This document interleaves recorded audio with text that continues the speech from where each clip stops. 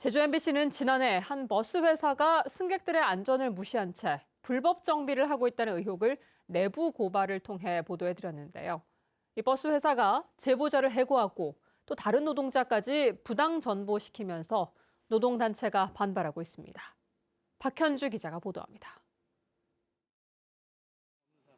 지난해 잦은 결행으로 제주도로부터 노선 폐지 명령을 받은 서귀포의 한 버스 회사. 하루 평균 27차례 가운데 15차례 운행을 하지 않아 시민 불편이 크다는 이유였습니다. 이 밖에도 자격증이 없는 보조 직원에게 버스 수리를 맡기는 등 정비 불량과 보조금 부정수급 등이 버스 기사들 고발로 알려졌습니다. 목숨을 걸고 승객하고 우리 기사분들하고 이런 저기를 위험을 안고서 타고 운행이 되는 거죠.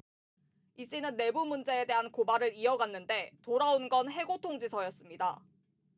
언론 매체 인터뷰를 통해 회사 관련 허위 사실을 알렸다며 지난달 2일자로 해고한다는 내용이었습니다. 그런데 그게 허위 사실이라고 그러면 뭐가 허위인지 얘기를 해달라고 그래도 그 부분은 없고. 노동조합에 대한 탄압 의혹도 제기됐습니다.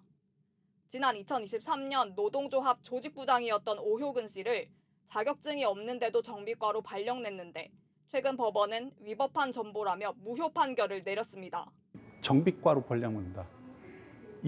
그건 있을 수가 없는 일이죠.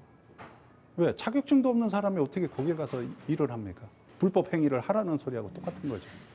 내부 고발자에 대한 해고와 부당 전보 판결이 나면서 노동자들은 집단 반발하고 나섰습니다.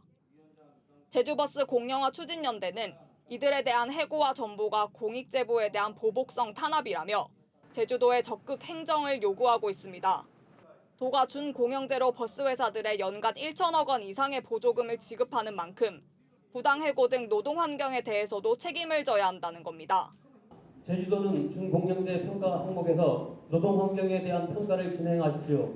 부당 해고와 노조 탄압 의혹을 받고 있는 버스 회사는 별다른 입장이 없다고 밝혔고 제주도는 버스 노선 운영과 개통에 대한 조정 권한은 있지만 해고 등 인사와 노무에는 개입할 권한이 없다고 설명했습니다. MBC 뉴스 박현주입니다.